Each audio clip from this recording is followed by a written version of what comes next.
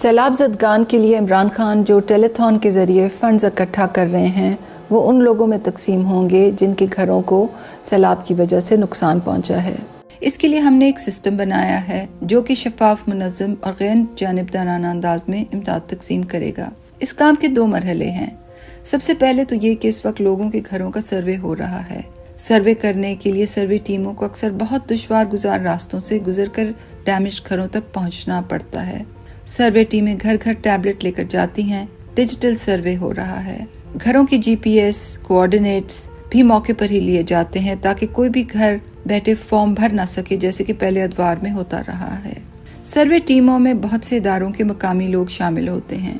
Survey کے بعد تمام ٹیم ممبرز کاغذ پر دستخط کرتے ہیں اور کاغذ کو ڈیجیٹل سروے ریکارڈ کا حصہ بنا لیا جاتا ہے۔ کنٹرول روم میں ہر گھر کی انفارمیشن ہوتی ہے۔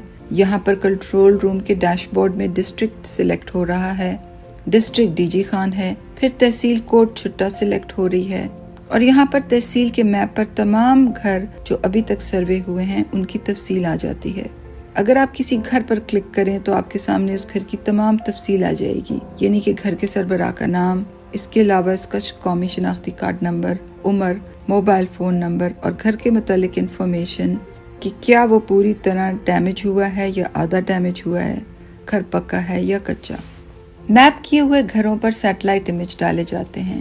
یہ DG خان کا علاقہ ہے، ایک طرف دریا ہے اور دوسری طرف نہر ہے۔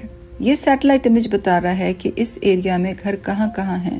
دوسرا سیٹلائٹ امیج سیلاب سے پہلے فصلوں کی نشاندہی کر رہا ہے اور یہاں تیسرے سیٹلائٹ امیج میں یہ پتہ چل رہا ہے کہ سیلاب کہاں کہاں ہے۔ اب اس سیٹلائٹ امیج پر ہم موضوع کی تفصیلات ڈالیں گے اور اگر کوئی گھر یہاں ہے تو اس سے یہ پتہ چلتا ہے کہ وہ سیلاب زدہ علاقے میں ہے۔ اتنی تفصیل سے جانچ پڑتال ہم اس لیے کر رہے ہیں کہ صرف اہل اور حقدار لوگوں کے ہاتھ میں ہی پیسہ جائے۔ دوسرا مرحلہ پیمنٹ کا ہے جو اب شروع ہو چکا ہے۔ جب کوئی گھر اہل ٹھہرائے گا تو اس کو SMS میسج آئے گا کہ اس نے بینک کی کون سی شاخ پر جا کر اپنی پیمنٹ کلیکٹ کرنی ہے۔ متاثرہ لوگوں کو پیمنٹ بینکوں کی برانچز میں ہو رہی ہے اور بائیو میٹرک ویریفیکیشن کے بعد ہو رہی ہے۔ بینکوں کی برانچوں میں اس لیے پیمنٹ ہو رہی ہے کہ پیمنٹ CCTV کے کیمرے کی آنکھ کے نیچے ہو اور بدعنوانی کی ہر طرح سے روک تھام کی جائے۔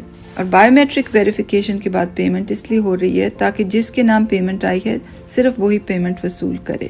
تمام لوگوں کو فل بینک اکاؤنٹس اور ATM کارڈز دیے جا رہے ہیں تاکہ ان کو پیسے نکالنے اور رکھنے کی سہولت ہو۔